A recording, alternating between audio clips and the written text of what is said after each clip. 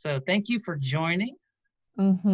Yeah, I'm so happy that that you found an interest in this and that you were excited to kind of connect and talk. And I'm immediately Absolutely. intrigued by this Route 66 license plate Like that thing you have in sign. the background. Yeah. My wife gave it to me for my birthday 2 years ago, and I just never had a place for it. And then once, you know, started working from home and stuff, I was like, I've got a home office now. I was like, I've got to put something on the wall. hmm And I was like, perfect. I can put it up there. And of course, being in Oklahoma, I'm right in the middle of Route 66. Where I live is actually like one of the connecting points. And so Okay. pretty cool stuff right off of I-44 and US 75. So it's kind of right there. So Have you yeah, traveled it quite a bit, or is it I've never something you gone the whole want Route to do? 66, but between here and Oklahoma City, I've covered I mean, I've been up and down. There's a lot, and there's a lot of cool stuff actually, that they've opened up or they've kept open.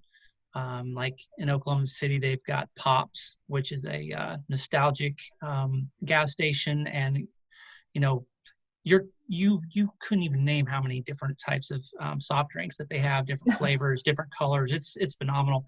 And then they have this giant pop bottle that lights up in neon colors. You can see it for miles, and so That's that's one of the crazy. cool things. And so yeah, there's a lot of cool attractions. And then we've got I get to run across it every once in a while. We've got an old railroad bridge that's on the original Route 66 that's still in commission, so it's pretty cool. So yeah, there's a lot of history in the area that I get to enjoy. So That's you're great. in Wisconsin, right? Wisconsin, yeah, I'm about 30 Wisconsin. minutes 30 minutes west of Milwaukee. Yep. Okay. So you're a cheesehead. I'm a cheesehead, born and raised. I went and adventured for a little bit. Growing up, I just couldn't wait to get away. Not that I didn't love Wisconsin or my family, it's just I wanted to travel. So I went to La Crosse, Wisconsin for college and then kept heading west. I went to Denver and then I got a job working on cruise ships and traveled around the world for 2 years before I left that to start MS around the Was US. was that the University of Wisconsin lacrosse? Yes. Or okay, because I know there's different. I've got a friend that went to University of I guess it was University of Wisconsin Green Bay, and We so have 13 state schools.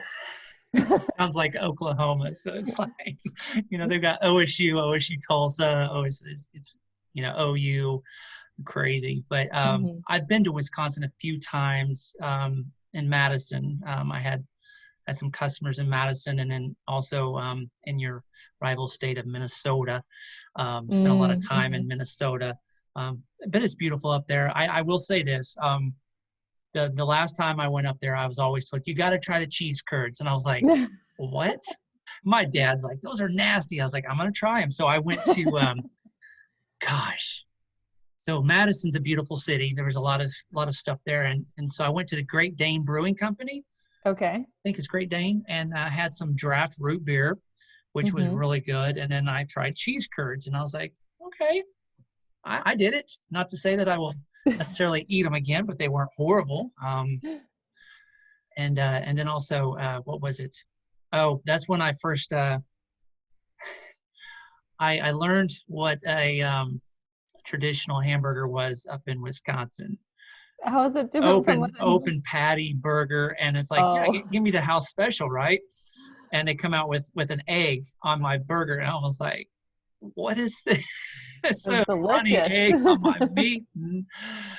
Let's just say that was a learning experience, but it was good. So good Surprised memories. they didn't put like egg and bacon and like just we layer the meat on top of the meat here sometimes. So Yeah, yeah. I'm pretty sure there was probably some bacon on there. I don't remember, but the initial impression was there's a egg sunny side up on my burger. Was it good? Did you like it? It was all right. It was all right. I think, yeah, I probably would do it again. Yeah. Just, it's that shock, right? The initial shock of I was expecting just a nice juicy burger, not an egg on my burger. I wasn't looking for breakfast. So, but hmm it was good. I like to try different things in different states and, try to get away from the traditional, um, hmm you like a Chili's or something like that. I try to get away from those places and go to more of the um, nostalgic type locations that are not your normal, because that's where you learn to, learn about the community and the people. And like when I went to Pittsburgh, I tried some new things, and I went to a place that's like, hey, this is where it's at. This is the What do history. they This do there? Is it the hoagie sandwich in Pittsburgh, or what is it? the pierogies. Yes. Yeah. So I went to this. It used to be a Catholic church, and they turned it into of all things, a brewery. Mm-hmm. It was called Church Brew Hops or something. I forget what. It was kind of weird, but went there and they're like, you got to try the pierogies. And I was like, what's a pierogi? And so I was checking it out, and I tried it, and I was like, that was pretty good. But Yeah. had I gone and eaten somewhere else, I would have never experienced that. So I was like, why not? You can get Chili's or McDonald's anywhere you go, but when you travel, like, I've gotten to travel internationally, you don't. Now I did hit McDonald's when I went to Israel. I wanted to see. It wasn't the same though, because everything's kosher, and so there was no meat and cheese combo, that type of stuff. But yeah, you get to try some different things when you travel, and I used to What were you travel doing all in the time. Israel? I went on a mission trip over there for Okay.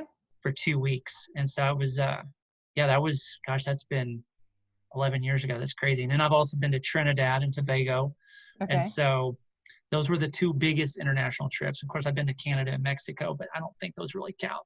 Yeah. Well, I asked about Israel because my husband and I went there as our engagement trip. We Awesome. went on a church. It was an 11-day tour of Israel. And nice. Yeah. There's so much to do. And, it's like we spent a week in Jerusalem, and then we spent a week in Haifa. Mm-hmm. And it was like, man, I didn't have enough time. We didn't even do everything I would have liked to have done. I didn't even get to go to the Red Sea. And, but I did get to do some really awesome stuff that a lot of people don't normally get to do. Like we went to Jericho and some other places. And so got to see some really cool stuff. But, I didn't get to even hit some of the big places that I wanted to really go, but that's okay. Let's save it for another trip. But lots of history and a lot to do. And I will say this, one of my favorite foods, period, you can't touch it here in the States. They can't even try, is falafel. Yes, I knew you were going to say that. They Yes. they have a great falafel there. Falafel was like my go-to, because it's like, it was cheap because I could get a falafel and a Coke for like $4 American dollars, right? And I was like, I'm living the dream here. And then of course, lamb on the grill. They United States, it's big on how the food, they've got all these codes, and you got to watch, you got to have gloves on. It's like they're out there in the streets, all the vendors. It's just, they might drop their meat on the ground, and they just throw it back on the grill, right? So it's like, it's extra seasoning, no big deal. Yeah. But yeah, great experience. The long flight. I didn't care for the flight coming home, because I slept, and I ended up experiencing a lot of swelling in my ankles and my legs because I didn't get up and move around right. But I did get to experience the sun at midnight, which was, because going across the international timeline, it was like it was midnight, so I saw the moon on one side and the sun on the other. Weird. That was weird, but it was really cool. So yeah, great experience. I enjoyed it. Yeah. So thanks to your friend Amy for emailing me. That was cool. I was like, I didn't know what, I was like, what is this email? And I opened it up, and I was like, oh, that's from my website. And then like the next day I got another one from a guy in England. So I was like, okay, so that's getting ready to happen this week. And I was like, wow, okay, people are actually hitting my website. That's cool. That's cool. That's great. That's good stuff. But it's really cool that I was able to set it up with you for today, because my podcast that I actually released today was a good friend of mine. And it's kind of cool because with what we're going to talk about with your story, his wife actually diagnosed a year and a half ago with MS. Okay. And so it's like he talks about that, and then it's like I'm following up with you. So I'm like, this is cool. And I'm excited for him to be able to hear this podcast. So and he's wanting to become a triathlete. And they live in the Springdale, Bentonville area. And they've got a thing there. Gosh, I want to say it was the Tri Health. Okay. I think it's a special type of race for MS people to do triathlons. So Oh, cool. I yeah, love that stuff. so We I was have like, something similar like that. And well, I don't, I'm not familiar, but in Wisconsin, where one of my dear friends living with MS found that he functions better when he exercises and when he keeps moving. So he has this whole MS group, and a lot of their activity is orbited around this triathlon that they do in April, but it's an indoor triathlon so that the varied levels of people living with MS and whatever their symptoms are at that time can do, hey, maybe you sit on the stationary bike versus doing, the run, or, the swim is in a pool. So you're not worried about, jumping into a lake, or, the sure, volunteers can get in the pool with you. So yeah, that stuff is really very great. cool. Yeah, I've also got a really good friend of mine here in Tulsa. He's got, and I just totally drew a blank. He'll kill me. He has um, cerebral palsy, Okay. and I pushed him in the Route 66 marathon. Um, that was quite a feat to push a grown man in a running wheelchair, right? Yeah. It's not easy, and I'd never done anything No. like that. And I signed up and do the marathon. And I was like, but he's done some triathlons to where and which is phenomenal for the athlete that's pulling him, right? Mm-hmm. Pulling him on the bike and pulling him in the water, and so it's really cool to see that people, even though they have special needs, are still able to go and Mm-hmm. be active, which is so important because it helps, like you said, it helps their bodies to, you know, function, right? You've got the Mm-hmm. all the nerves and everything are firing, and instead of them just sitting around and being vegetables, they're Mm-hmm. actually getting out and doing some things, and they feel better about themselves. And even though my friend's wife has MS, she still goes out and bikes with him. So Yeah. it's huge to see um, those individuals breaking boundaries. It's really Mm-hmm. cool. And so when Amy reached out to me, I was like, oh, absolutely. That's I've got great. to talk to her because, I like to be able to talk to anybody that has a story. Everybody has a story, but especially the ones that have gone through challenges and Mm-hmm. things that have some kind of survival story or, you know, of course, as ultra runners, we're always seems like we're underdogs, and you've got those stories where you go through the worst and you conquer things, but sometimes it conquers you, but it's not the final verdict, right? And so you have those Mm-hmm. DNFs that hurt, and but they teach you and you grow from it. Um, but Yeah, you have done a epic ultra, and we'll talk about that here in a minute. So I'm going to go ahead and kick things off here. Um, Thank you for joining me today on the Scarecrow Runner podcast. I have a great guest on with me today, Ashley Schneider. Um, One of her friends reached out to me and introduced me to her. She has a great story, a great testimony, and just an awesome organization that she is um, in charge of and that she created. And I can't wait to get into the details of that for her to share that. But just a great background of from where her own mother dealing with multiple sclerosis used that as motivation. And as ultra runners and as runners in general, we're always challenged to have a reason why. Why do we run? Because if you're just out running, great. What is your why? If you're going out to run to get better health, great. If you're going out to run because somebody else can't, then you're running because of them. And Ashley used motivation from her own family and just kind of fueled that to grow into something that's phenomenal.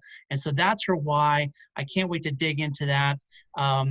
Just another heartwarming story and another opportunity to talk to somebody that's conquered a lot of things. And so welcome to the show, Ashley. I really appreciate you jumping on with me today.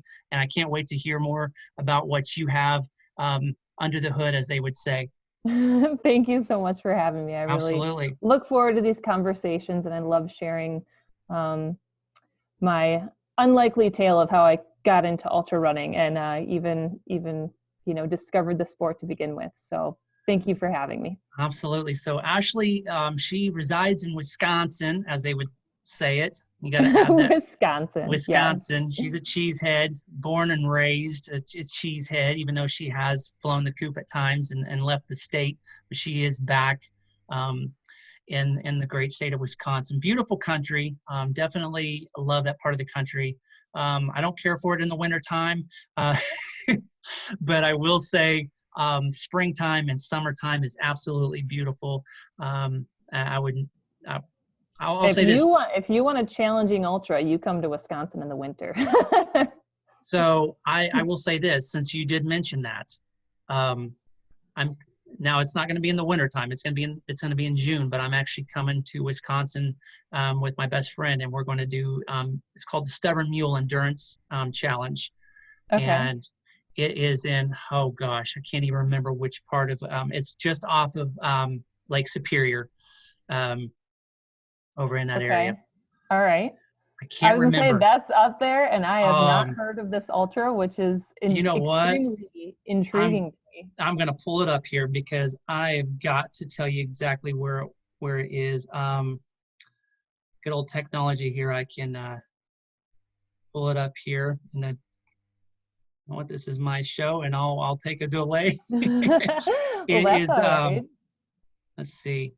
Well, and I live, while you're pulling it up, I live right near the Kettle Moraine Ice Age Trail, Kettle Moraine State Forest area. So we have a lot of ultras around here. Like the Ice Age 50 was my very first 50 miler 11 years ago.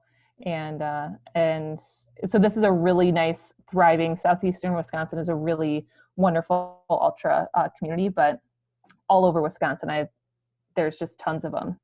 Awesome. Washburn, Wisconsin. Washburn? Washburn. That sounds like a real small little place. Yeah, it is. I'd never heard of it, but it's going to be a 30-hour endurance event. So we'll have some, good old hiking and mountain biking and paddle boarding and a whole lot of other stuff. But we were watching the World's Toughest Race on Amazon Prime, hosted by Bear Grylls, and we really got turned on to the whole idea of what's next, right? It's like, as an endurance athlete, you want to see what challenges you and pushes you. And he was like, well, let's sign up for that. And I was like, dude, you're talking worldwide there. I was like, let's do something a little bit more regionalized. Let's see if we can even do it first, right? Instead of going out. And so found that race, and it's in June. And it's going to be a 2-man team, and we're going to go and try it out. So, and see how it pushes us. I'm sure it will do quite a bit of that. But yeah, beautiful country. I will say one of the things, I know we were talking a little bit before we jumped on here about my memories of Wisconsin, is all the farmland and all the red barns in Wisconsin. I don't know how many. And cow crossing signs. That was the first one for me. Yeah, I've seen a lot of crossing signs, but I'd never seen a cow crossing sign, and then red barns everywhere. Beautiful scenery, beautiful landscape. So you are in a great spot.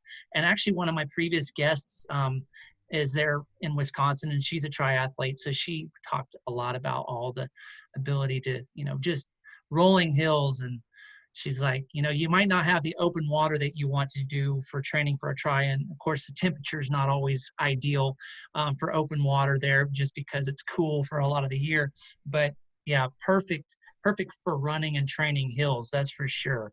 I think our weather makes us very hardy. We're a hardy type of runner, hardy type of athlete. If you can train through the weather adversity, it just makes you that much more gritty. I agree, because there was a guy I ran 100 with, almost 2 years ago, and he actually did the Triple Crown last year. He came from Wisconsin, and just the guy is just phenomenal. He's a beast. And I was like, these northeastern runners, you got the hardcore cold winters. And of course, I can't say that Oklahoma's not for the weak, faint of heart, because, we get a little bit of everything, right? You might go out for a run when it's 80 degrees, 90 degrees, and, you finish your run and it might have had a cold front come through and it's 30 degrees. You never know what you're going to get, right? Mm-hmm. As they say, give it 5 minutes and it'll change. So yeah, we get it all, but you guys definitely get more of the colder weather than we do. And so, yeah, definitely hardy, as they would say, well, not for a female, but for a man, it'll put hair on your chest. And so, but yeah, beautiful countryside. And so, so take me back, Ashley. I know you hadn't ever ran really long distances before things started, and we'll get into that in a minute, but kind of take me back to your background as to, what kind of running background you had prior to jumping into your life-changing ultra run that you had. Yeah, so I've always loved running. I've had the fortunate experience because of because of what we're going to talk about here with MS Run the US. I'm writing my memoir of running across the country and starting this organization. And so I had the fortunate experience of kind of mapping out the timeline for me personally of different things that happened to me throughout my life. So I've been running really since I was 5, 6 years old. And when you're that young, it's a 800-meter race with your elementary school. But Right. I loved doing the longest distance possible, and I can't really pinpoint why. And then my mom was diagnosed with multiple sclerosis before I was born. And so I grew up watching her lose a lot of her mobility and her independence. And so I saw that as a gift very early on that, hey, you're not guaranteed anything for any length of time. My mom got diagnosed with MS when she was 25. Started losing some of her mobility between 30 and 35. And I was witness to that. And so I took that into my heart as this is a gift, and continued to love running. I did cross country in high school, and I loved that experience as well. I love high school cross country teams because it's generally like this motley crew of Oh, yes. different types of kids, and I just have very fond memories of my high school cross country team. I was also a competitive soccer player, so I did competitive soccer in college, but always hung on to running because you can take it anywhere. And I loved just the opportunity to go out and see nature and connect with God and feel good and feel strong, and to know that, hey, this is a gift and I'm going to keep using it. And so I took that all the way through college. And I graduated from the University of Wisconsin-La Crosse with a degree in exercise and sports science. So my first job out of college, I got hired with a cruise ship company as a rock climbing and surf instructor. Yeah, Traveling. Go ahead. when Amy told me a little bit about your background, I was like, wow, that sounds like, for some people that would be your dream job, right? Because you're traveling the world, as you say, on a cruise ship, and traveling the world, rock climbing and teaching people how to surf. I'm like, that just sounds really cool. It was amazing. It was not the plan I had for myself through college. I was in pre-physical therapy, was going to go to doctorate grad school. I did actually get into doctorate school, but then also was offered this job at the same time. And talking with my parents and almost like coupling that with what I know with my mom, my dad had said, I thought for sure my parents were going to try and say, go to grad school, get that done, and then see what happens after it. But my Right. dad said, you're young, you have this opportunity now, go travel, you never know what's going to happen. And school's always going to be there. So they said the opposite, and they kind of spoke into what I was already feeling, which was to go travel and see the world while I was young and untethered, and didn't have anything really kind of hanging me back. So it was awesome. It was the coolest job of anything I could think of to do at the time, and it still really is. I look back and I'm like, that was a really cool, really fun job. The only reason I left that was to do something significantly Yes. more epic So, than that, was to run so across the country. where was your favorite place to climb? Well, so it was, so I worked for the cruise ship company. And so we had a 45-foot rock wall on the top. Okay, so it was on the ship. Yep. And then Okay. we also had a simulated surf machine. So I teach surfing and rock climbing on the ship. But then because of my position in the company and my role on the ship, whenever we get into port, I could get off the ship and go tour in the port just like everybody else. Still, to be able to travel like that and to teach people to rock climb, I mean, you were literally rock climbing on water. Mm-hmm. But Yep. that's really cool. I've never been able to I've never gone on a cruise. I was supposed to go on a cruise in August, and well, as we all know, what all's happened with COVID, it kind of Yeah. shut that all down. So hopefully in 2021 or 22, we'll see what happens there. But I like rock climbing. I think it's challenging. You definitely have to have good good upper body strength, good lower body strength. You've got to be coordinated on. I mean, I'm tall, and so at times I think, yeah, I've got an advantage. I got long arms, long legs. I can hit some stuff. But if you're not able to use your arms and legs very well, you're going to have issues. But yeah, I like going up the rocks. That's fun, and that's great that your parents encouraged you to just to go for it, because yeah, there's a lot of parents I know would kind of frown on that. They'd be like, no, you need to go to school and you need to get your Mm-hmm. education, because if you don't get your education, you're not to say you're going to be a loser, but you're going to be flipping burgers at McDonald's or something like that. Right. And you had the great opportunity. God opened a great door for you to go, and we don't always get those opportunities. The timeliness sometimes is not right. Right. Sometimes opportunity knocks, and sometimes we're not completely coherent, and we don't really catch it, and we're like, we'll get on to that, we'll do it later on. And it reminds me of conversation with my friend Brandon that I had on here recently. He went to college to play Division I basketball, and an opportunity opened up in his hometown to go into to become a police officer, which he's not Mm-hmm. doing that anymore. But he's like, man, that's what I've been wanting to do. And so he shut the door on his dream of playing college basketball to become a law enforcement officer. And it was like, dude, you wanted to play college ball, but he's like, but that opportunity may not happen again for me to get into the law enforcement piece. And he's glad he did it. And so Mm-hmm. it's like, so you had, I mean, I really feel like if you would have went the physical therapy route, you would probably have a dynamic career and would be Mm-hmm. helping people regardless. You would be helping people in that field. And so regardless, I mean, you had an awesome opportunity. You took it. But yet, like you said, you went on to something even more epic. Because I mean, working on a cruise line, teaching people to rock climb and to surf. Okay, you did that. You've got that experience. You've got those memories, but something else was burning inside of you, Ashley.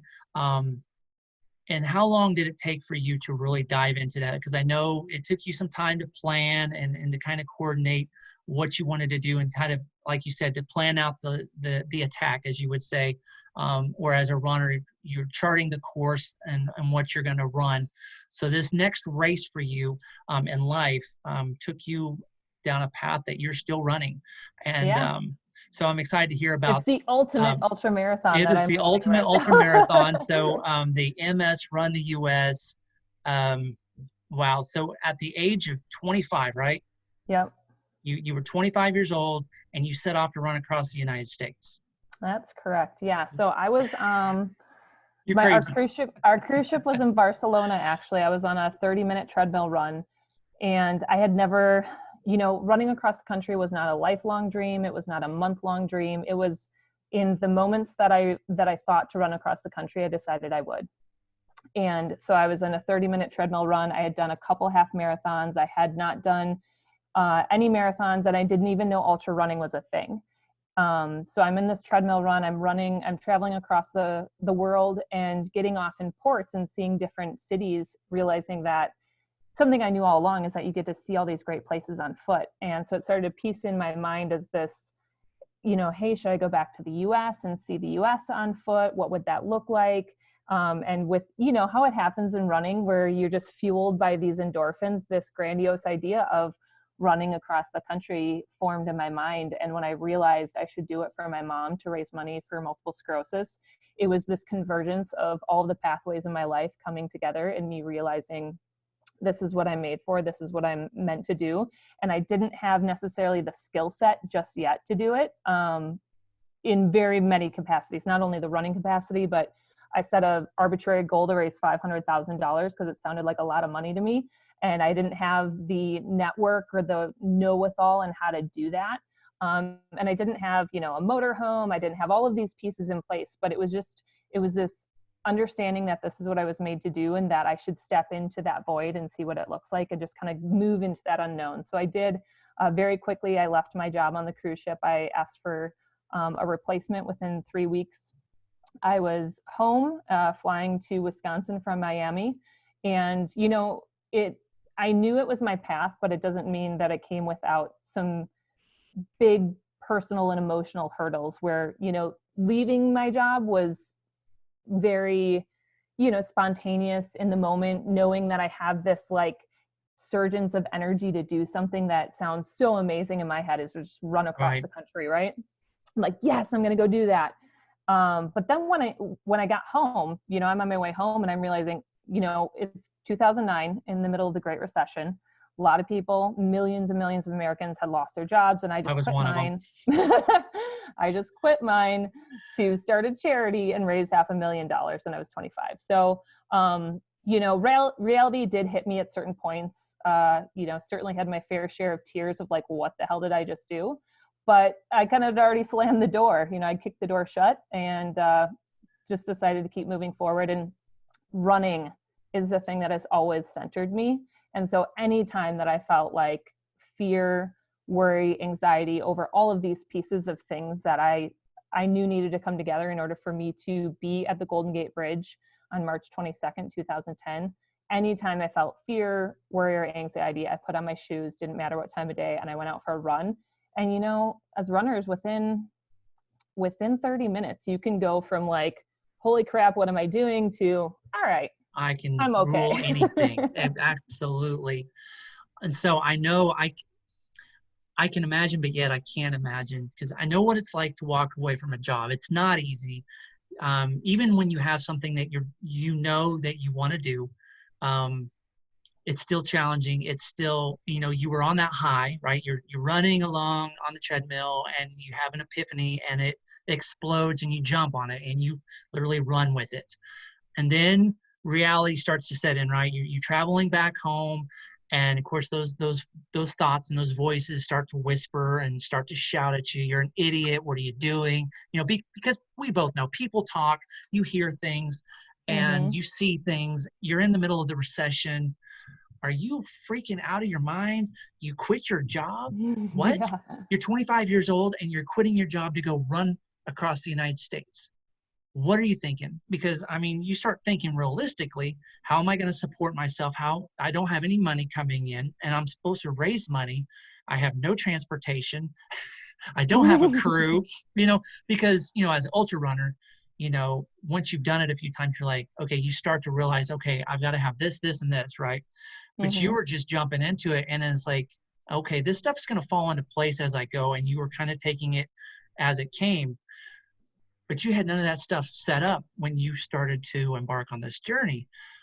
Did it scare the crap out of you that you didn't have any money, or were you not worried about it? Because most of the time, at that age, I'm invincible and I'm just going to figure it out. And if I have to bum money from people, as a panhandler, I can make ends meet, right? I'm going to hold up a sign and I need Yep. food, right? Yeah.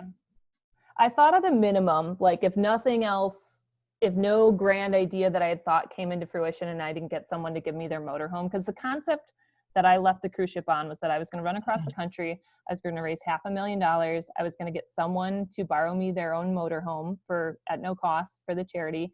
I was going to get a sponsor to pay for the cost of the event. I got paid decently on the cruise ship for what I was doing, but I spent all of my money touring. I was like, I'm in Italy, I'm going to Yeah, Rome, like there was right. no saving money for a rainy day. I was traveling and I was spending it all.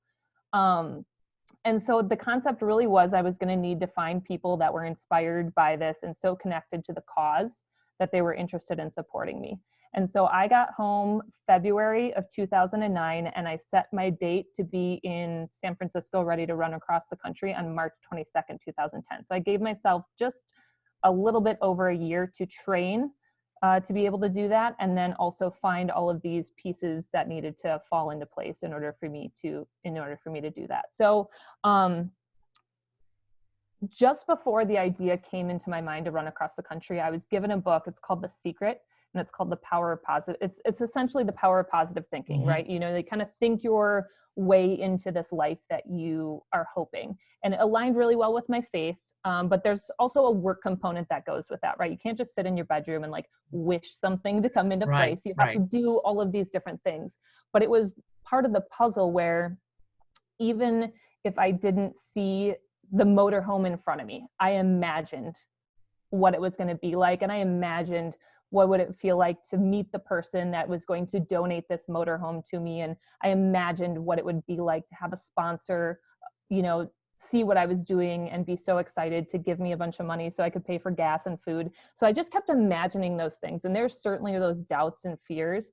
But as I mentioned too, the running is just really great space to kind of squash or at least calm down those fears enough for me to continue grabbing on to that component of, you know, just one more day. You're just got to keep going one more day.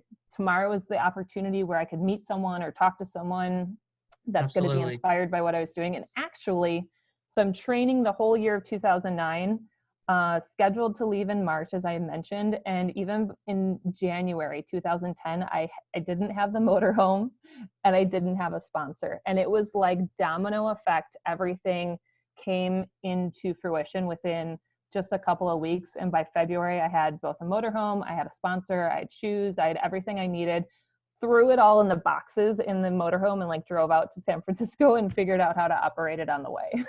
That's when you know, Ashley, that it's something that's, you know, that God wants you to do, especially when things click, because when there's challenges, doesn't mean it's going to be easy.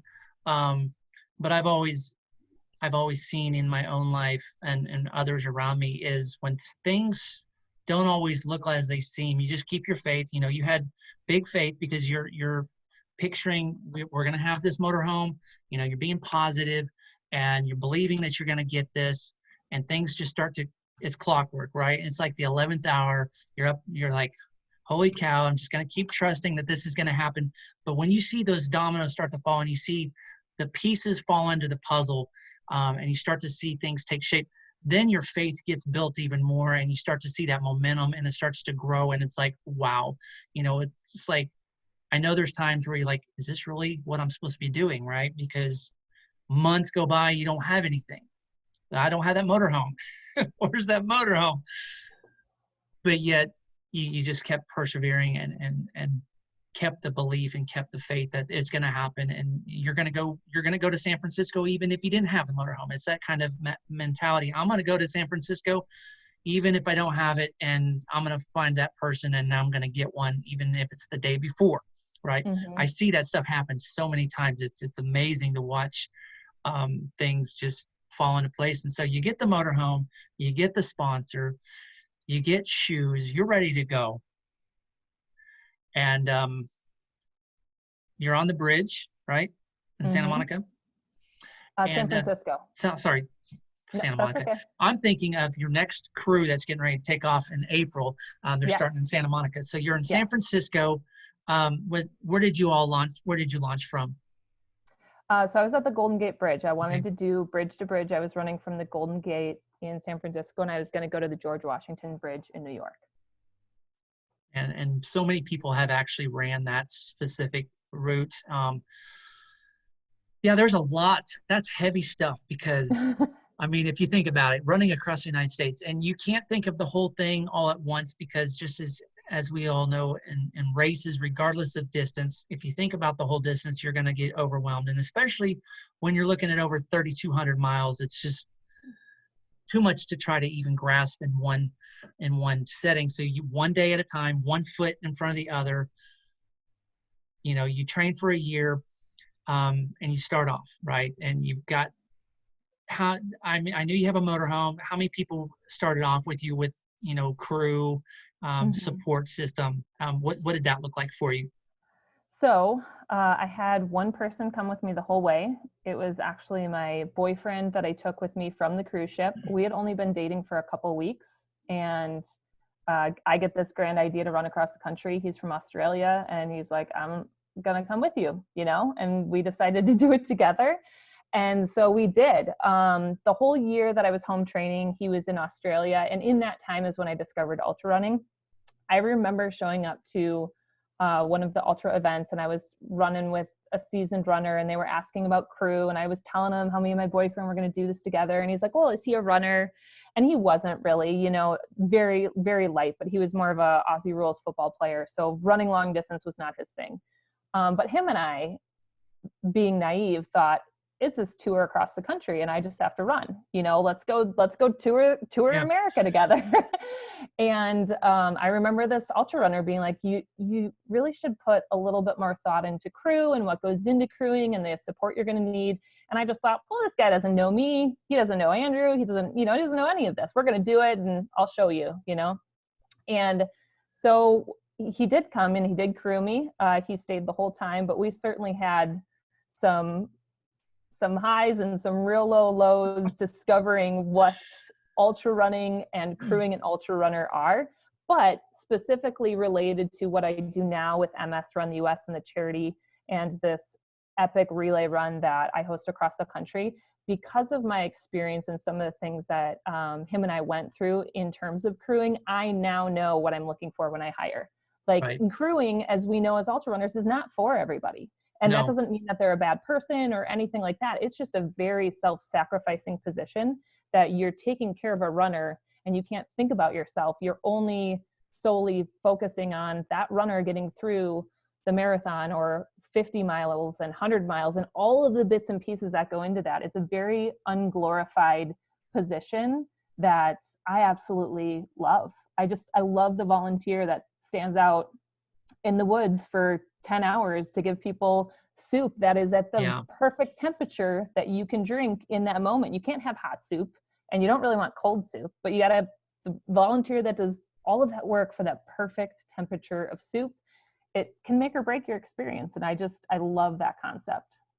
Absolutely. I think, as an ultra runner, when I go and run an ultra, I will say this, not every person is suited to be somebody to support you in a race. And that's why probably the races I enjoy the most are the ones that have ultra runners as those that are volunteering, because you know what you need. And an ultra runner knows what's needed. And you got to think a step ahead and you got to have it ready before they get there. And you got to be thinking ahead what they need and have it all laid out and planned out. Not to say that people, there are some, now granted, there are people that come out and volunteer for races and volunteer for people that have huge hearts and will bend over backwards. And like you said, stand out in the freezing cold in the woods and do it. And I've seen some phenomenal people that help out at aid stations, and they probably aren't the ones I would pick for my crew. But, there are those diamonds in the rough that you will find. And so, with you and Andrew setting out, you all got to know each other real well, because as we all know, when you're hurting and, people, let's just say the worst comes out of you when you're running, when you don't feel good, when you're not feeling it, if you're off. Because when you start to lose in nutrition and such, you start to have different feelings and emotions, and they all come out. And I will say this: women ultra runners are some of the worst, because they and it's not a knock on women runners, because women are more emotionally driven than men are, right? And so you all are very emotional individuals, and they will tell you exactly how they're feeling. You will be their worst enemy. I would challenge you on that. I think women ultra runners are tough as nails. Oh, honestly, I'm not saying they're not tough. I'm just saying I think they're more verbal. I'll go with verbal, because I've seen some pretty emotional male runners that are maybe verbal about it, but like you can tell they're losing their shit.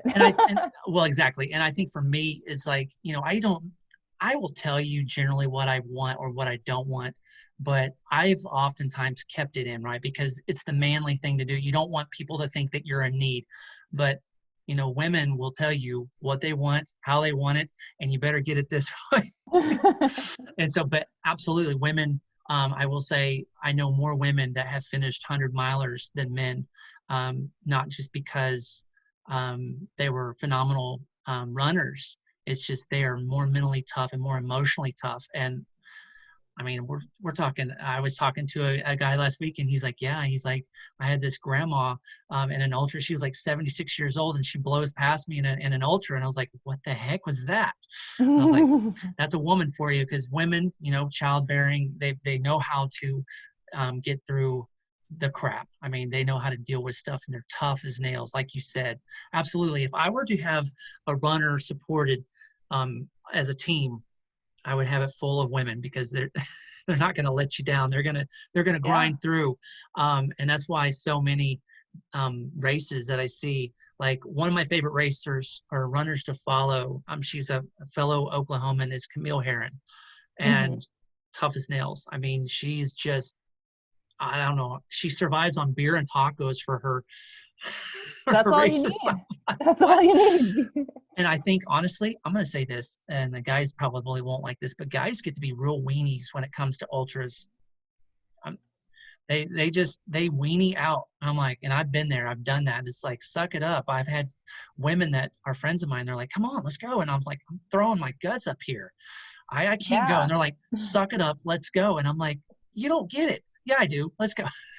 Well, I think the thing that I really love about ultra running, and I'll go specifically off of my experience from what I do now with the MS Run the US Relay. And for listeners who aren't familiar with it, it's a 3,260-mile relay run across the country. It's America's first and annual ultra relay run. We go from Santa Monica to New York. Each runner signs up to do a marathon a day for 6 consecutive days. So as a runner, you're doing 160 miles in a week, and you're fundraising $10,000 for the cause. The 19-person relay team that takes 4.5 months, and we do one person on the road for a week, and they go home, and you pass the baton off that way. So we've had both male and female. And what I love about ultra running is I don't think necessarily it's as simple as like these normal gender stereotypes that we have seen in our culture, because I think the distance in and of itself breaks us down to who we are as individuals, whether we're male or female. I've seen some really tough as nails guys that will just, I mean, they could just go back and forth across the country, no Yeah. problem, because they're driven and they're focused, and their stomachs are steel and their muscles are, all of the things that go into being a really good ultra runner. Um, but I've also seen guys that just crumble, like really Hmm. tough guys that I admire and respect within their personal lives, just crumble under the pressure of this distance and what it does to you. And I love those moments too, because it's kind of getting past that tough guy persona, right? And realizing that we all have these human challenges and human connections. And same goes for the women too. Like, I get tough as nails women that could run across the country. Amy, who contacted you, she likes to say she's a workhorse. She's not super fast, but she can run, and she can run far, and she can Run all run day long. steady all day long, no injury, whatever. So you get that in both women. And then I've also seen women that are just, a bear to take care of.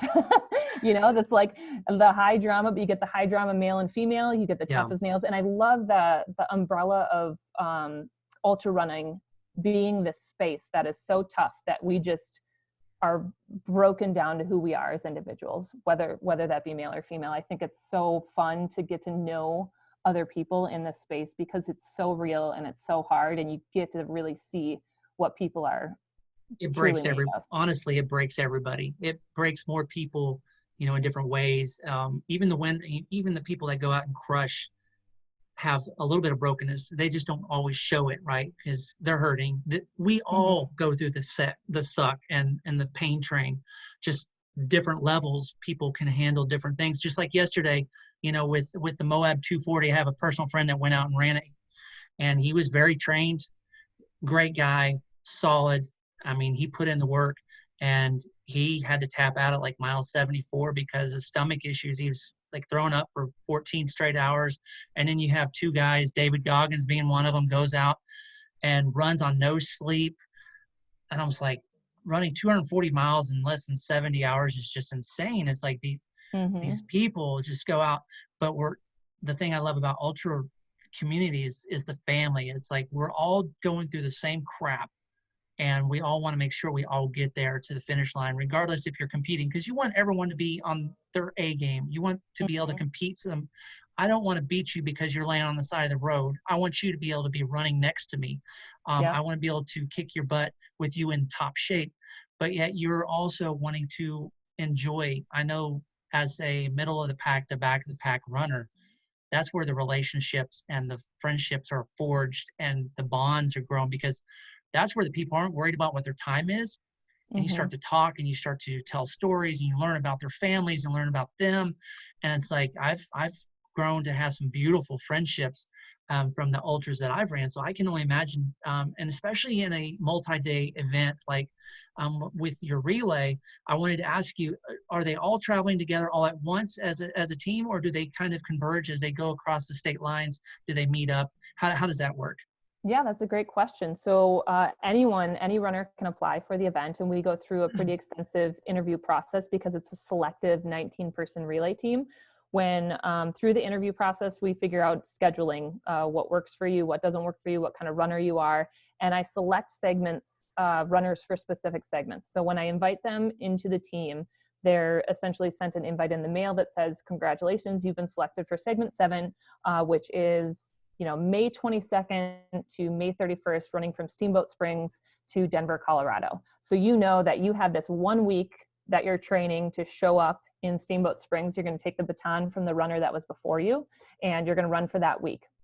So it's not all 19 runners in the motorhome at the same time. It's one runner in the motorhome, and we hire 2 support crew that basically manage the event on the road, that are there to take care of the runner. One of the support crew individuals is called our runner aide, and that person is normally kind of my background, where it's exercise, sports science, coaching, fitness type of person that we hire to monitor the runner.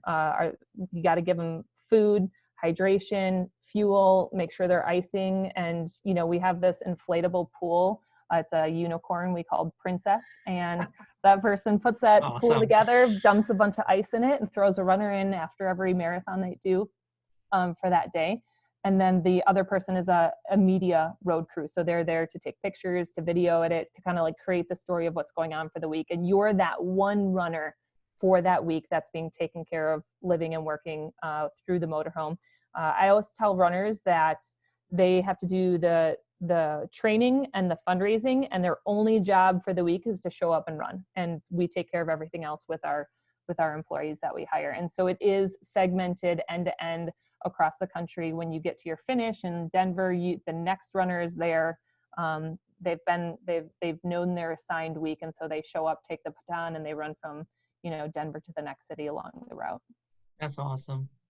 So, you did it initially by yourself with Andrew, and went across country with the motorhome. And I know you had highs and you had some really low lows. Something that was phenomenal that stood out that Amy shared with me is that basically the biggest injury you had were 2 blisters. Yep.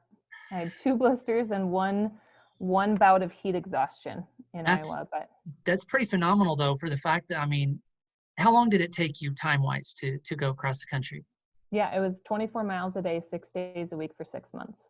Okay, so It was 125 consecutive marathons in 6 months. Yeah, which, if you think about it, I've gotten blisters just running, 100K, right? And so you're having to take really good care of your feet, really good care of your body for that amount of beating. You have one true rest day, since you're going 6 days a week and you take a day off to rest, which is critical. But you're on the road for 6 months, and you still got to make sure you're eating right and getting good nutrition and good hydration and rolling and icing and all the good things that go with it. But to only get 2 blisters that's pretty phenomenal. You went through 11 pairs of shoes. Yeah. So you averaged basically 2 pairs of shoes a month.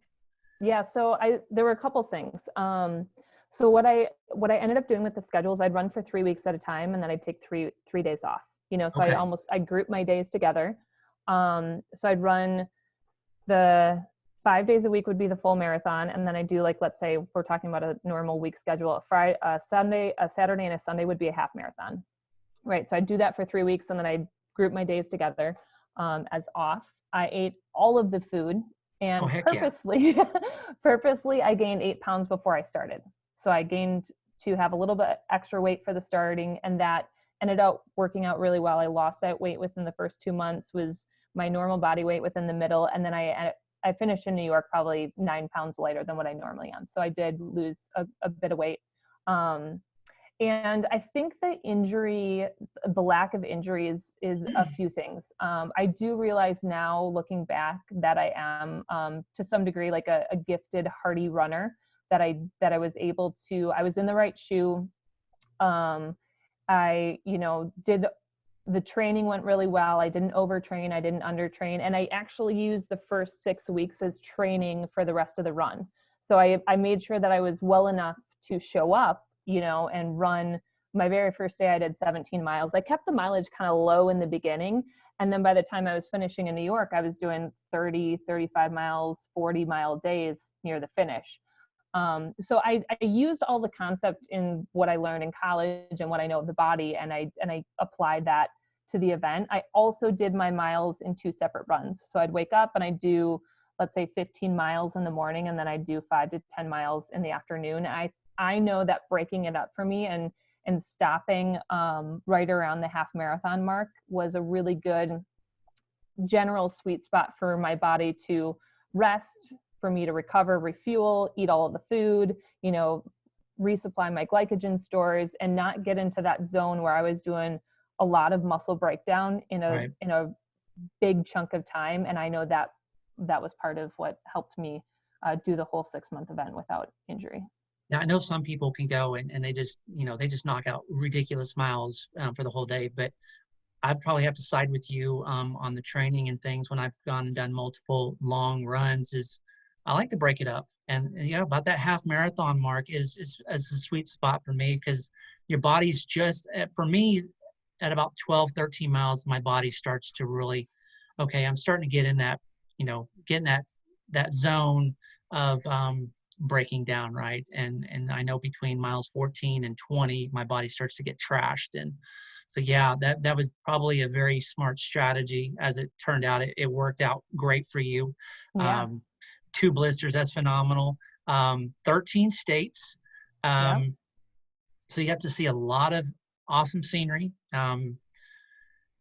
Amazing scenery, the whole country. I'd have reporters come out and do interviews along the way, and everybody wanted to know my favorite place. And I always said, wherever I am right now. It's just in the moment. Where it really was too. And it was that answer generally irritated them, but it worked out really well for me, because I really appreciated every place that I was. The most difficult state to run through was Iowa. It was extremely hot and extremely hilly. So it was nearly 200 miles of hill intervals, like big hill intervals. And that's true for our relay event that we do too. Is segment 12 is, I would say, is one of the most difficult segments to run. If you look at the elevation chart, it's like up and down crazy hills, and it's always hot. It's July, it's humid. There's not a lot of shade because it's cornfield for days. I mean, Iowa is a tough state to run through. And I can honestly say, for, I grew up in Kansas in the heartland, but, and I've got family that lives in Iowa, and I lived in Nebraska as well. I signed up for a 100-miler, it's been almost 2 years ago, but it was Memorial Day weekend, and it was just up past West Des Moines, Iowa. And I was like, I watched videos on YouTube, right? And I was like, piece of cake. And then I start to see the videos. I'm like, okay, there's some hills, right? It was Boonville Backroads Ultra. It was Memorial Day weekend, and it was right after all the flooding that we had a year ago, May. And so the temperatures weren't extremely hot. It was 80, 85 degrees, 80% humidity, and hills, OMG, the hills just would not stop. And it was like you crest over one hill, and it's like you see them, and it just keep getting bigger and bigger. And they're not always the steep ones, right? Some of them are the long incline. It was like just brutal. And I was like, this sucks. Right, it does. I always imagined, Iowa as a bunch of cornfields, and it's going to be flat, and it's going to be easy. No, it's super hilly. And it's the hills are just the perfect distance and height that, like, right as you get to the top, when your heart rate starts to come down and your body is start to acclimating to the fact that you're doing an incline, then you get to the top and you go down the hill, and then your heart rate drops because you're going downhill. And you get to the bottom of the hill, and now your heart rate's down again. So you got to work your way back up the hill. So now your heart rate hikes, you know, it's just like your Spikes heart up rate and is down. going Yeah. back and forth, just like it does with the hills. It's crazy. Whereas a lot of people thought running over the Rocky Mountains would be the hardest part, or the Appalachians, or whatever, you know, the mountain ranges that I ran through or ran over. But it was certainly not easy, but it could be conceptualized as easier in that when you're on an incline, you're on an incline for 7 miles. Yeah. You just go up a mountain for 7 miles. And so the incline, the way that your body adjusts to it, and the way that, you know, you acclimate to it is different. And then when you go down for, you know, 3 to 5 miles. And so it's certainly different than the intervals that I was doing across Iowa. Yeah. So you definitely hit all the elements, all the temperatures, and, you know, all the scenery and everything. And so, you know, when did you finish exactly? So I finished in New York September 28th, 2010. I just had my 10-year anniversary, and we had a bunch of people run. And the thing is, when I got to New York, it wasn't just the athletic achievement that I was going for. I wanted to, and I'd mentioned this before, I was going to try and raise $500,000. When I got to New York, I'd raised $54,600, something along those lines, just under $55,000. And so everybody was focused on the fact that I had done my physical goal, and was asking me about that, and what are you going to do next, and all this stuff. And I felt embarrassed for myself. I raised 10% of what I was hoping to do, and I did this to make a huge impact on multiple sclerosis, and to give as much money as I could to a cure. And so that's what birthed the relay that we have now. I met runners along the way who said they had always wanted to do something like I was doing, but they didn't have the time or the resources. And I thought, if I could give a runner a week-long opportunity to run across the country, we could funnel it into a fundraising event and make it a team relay across America, and hit that $500,000 fundraising goal. So our first relay across the country was in 2013, and we've raised over $2.3 million for MS. So that was that kind of like failure along the way that now turned into something that is far greater than what I imagined for myself. Absolutely. I mean, thinking, okay, I missed the mark. I hit 10% of my goal. You felt like, was this a waste of my time? You know, and you start to feel defeated, but it was basically the catalyst that got the ball rolling, right? You did this thing, you set things in motion. And so, you know, oftentimes when you're trying to do something, you got to take that first step of faith, like we talked about. You did that, you set the ball rolling, and then you started having, you know, the yearly event. And gosh, you've raised millions of dollars now for a great cause, and towards research of curing MS, which is phenomenal. And I'm sure you would have never even imagined raising that much money towards something that is so close to your heart. And it's so awesome to be able to see something that, you know, a girl on a cruise ship with her Australian boyfriend, jumping on a motorhome and going across country thinking, yeah, okay, whatever. We're just going to live the dream as 25-year-olds here. And here you are, you know, 10 years later, going strong with relays every year. The next one set in April of 2021, from Santa Monica to the George Washington Bridge in New York. Awesome stuff. I've got to ask, does it come through Oklahoma? Not yet. Okay. Does not come through yet. But does we it are go through building Kansas or Nebraska? It goes through Nebraska. Okay. Yep. But we're building towards new routes. We're building towards new programs, new runner experiences. So right now we have this one relay run that goes across the country, but we have a lot of big goals and big aspirations as an organization, and ways that, you know, taking this, what happened to me, we duplicate within the relay. It's not just, there is this experience that we go through as runners when we step into this space that is a goal far greater than what we could imagine. And not just the running 160 miles in a week. Our runners, some of them have never done any fundraising, or they've fundraised like $1,000 here or there, but like our minimum is 10,000. One of our board members, his very first year, had fundraised $0 for MS. His mom is living with MS, and his very first year raised over $41,000. Wow. So we have these amazing stories where runners step into this like, okay, I'm feeling called to do this. I want to do this. This is epic. I've never heard of this. I can't imagine, doing 6 marathons in 6 days. What is this like? And so they step into this experience, and we put it in this team format where there's a lot of support in not only the training and the fundraising. And it's this journey where we realize that we are far more capable than what we imagined, and that we leave a lot on the table. And in this team space, we kind of uncover those layers of where are we holding back.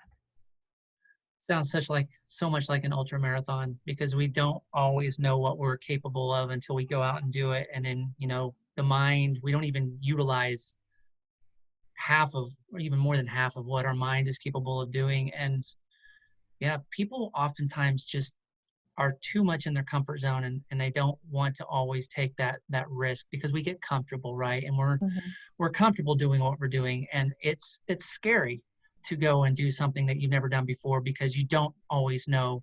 Well, most of the time you don't know what you're going to get into, but I mean, that's also the adventure and the unknown. It's like, man, let's just go, let's do this. And I think that's probably one of the things I love most about ultras is you don't know. You can train all day long, and you can train all year long, and you don't know.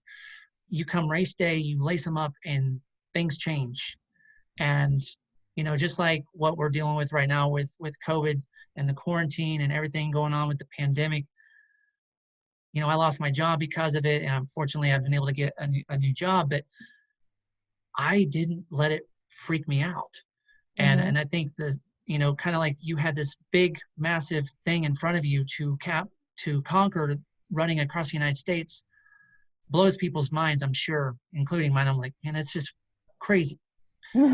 But to be trained as an ultra runner teaches you so much, to be able to learn to adapt to your situation and the scenarios that you're in, that you're like, bring it on, whatever comes next. Because when you're, especially like trails, you don't know what's around the corner. You don't know what's around the next 10 miles. You don't know how your body's going to feel. You don't know how you're going to feel.